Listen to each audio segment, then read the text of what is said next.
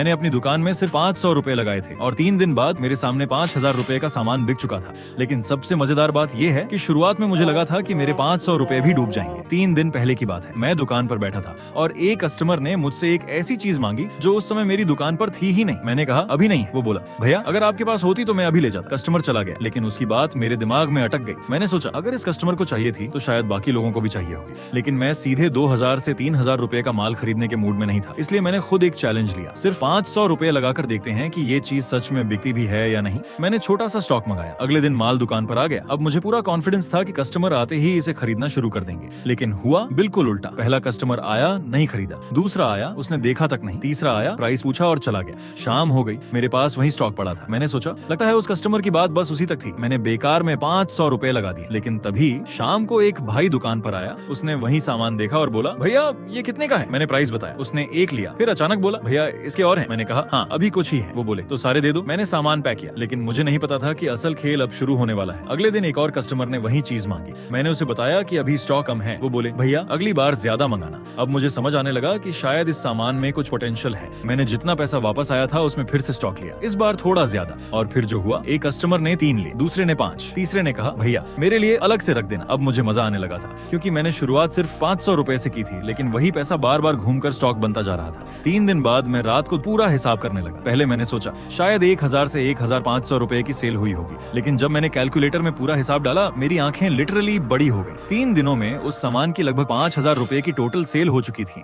और सबसे मजेदार बात, मैंने शुरुआत में सिर्फ 500 रुपए लगाए थे। अब यहाँ एक बात साफ है, 500 रुपए मेरे सीधे 5000 रुपए प्रॉफिट नहीं बन गए थे। 5000 रुपए उस सामान की टोटल सेल्स थी और उसमें से कॉस्ट और बाकी खर्च अलग थे। लेकिन सिर्फ 500 रुपए के छोटे एक्सपेरिमेंट से इतना बड़ा टर्नओवर निकलना मेरे लिए सबसे बड़ी सीख थी, क्योंकि अगर मैं शुरुआत में ही सोच लेता इतने छोटे इन्वेस्टमेंट से क्या होगा, तो शायद मैं उस सामान को कभी दुकान पर लाता ही नहीं।